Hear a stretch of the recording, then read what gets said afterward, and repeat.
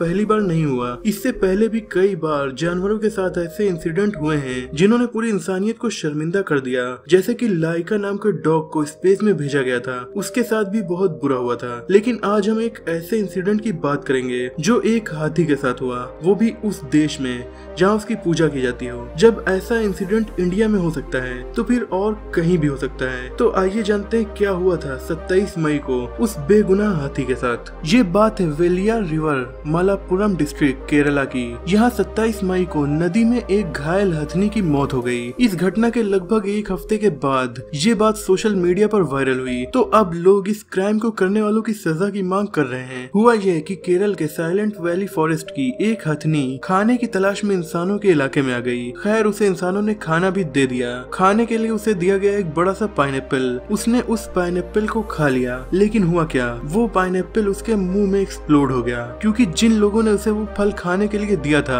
उन्होंने उस फल के अंदर बारूद भर दिया था। इस वजह से उस हथनी के जबड़े फट गए और मुंह में और भी जगह काफी ज्यादा चोटें आ गईं। इस चोट की वजह से उसे जो तकलीफ हो रही थी वो तो थी ही, अब वो कुछ खा भी नहीं पा रही थी। अपनी जलन को दूर करने और खुद को थोड़ा आराम पहुंचाने के लिए वो हथनी एक नदी में जाकर खड़ी हो गई। वहाँ उसे पानी की ठंड मिल रही थी। अगले 3 दिनों तक वो वहीं खड़ी रही। लास्ट में उसकी बेहद दर्दनाक मौत हो गई। इन सब का जिम्मेदार वो जीव है जो दिखने में तो इंसान की तरह लगता है, पर उसमें इंसानियत जरा भी नहीं थी। इसीलिए तो उसने ऐसी घटना को अंजाम दिया। जब इसका पोस्टमार्टम कराया गया तो पता चला कि ये चोट लगभग 2 हफ्ते पहले की है। आपको न्यूज तो केवल इस हथनी की ही पता चली होगी, लेकिन सेम ऐसा ही कुछ दिन पहले केरल में ही एक और फीमेल एलिफेंट के साथ हो चुका था, और वो घटना अप्रैल में हुई थी। जगह थी कोलम डिस्ट्रिक्ट, केरला। इसकी पोस्टमार्टम रिपोर्ट में भी पाया गया कि इसके जबड़ों में फ्रैक्चर था, जिसकी वजह हो सकता है पाइनएप्पल जिसमें भरा हुआ एक्सप्लोसिव। फॉरेस्ट ऑफिशियल्स का कहना है कि उन्हें लगता है इस हथनी ने भी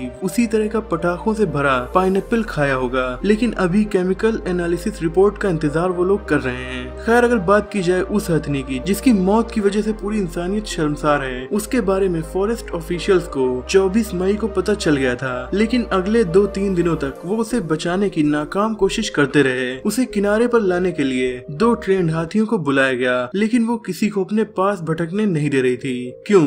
क्योंकि उसने एक बार इंसानों पर भरोसा किया था, उसे इसकी इतनी बड़ी सजा मिली और उसका अब भरोसा टूट चुका था, और इसीलिए वो किसी भी इंसान को अपने आसपास आने नहीं दे रही थी। उस पर हमला इंसानी बस्ती में हुआ था, फिर भी उस बेगुनाह जानवर ने किसी इंसान के घर या किसी और इंसान पर हमला करके उन्हें चोट नहीं पहुंचाई। उस हथनी के साथ जो हुआ अब उसे वापस तो लाया नहीं जा सकता, लेकिन एटलीस्ट उन लोगों को सजा तो मिल सकती है जिन्होंने उसका ये हाल किया, ताकि आगे कोई ऐसा करने से पहले लाखों बार सोचे।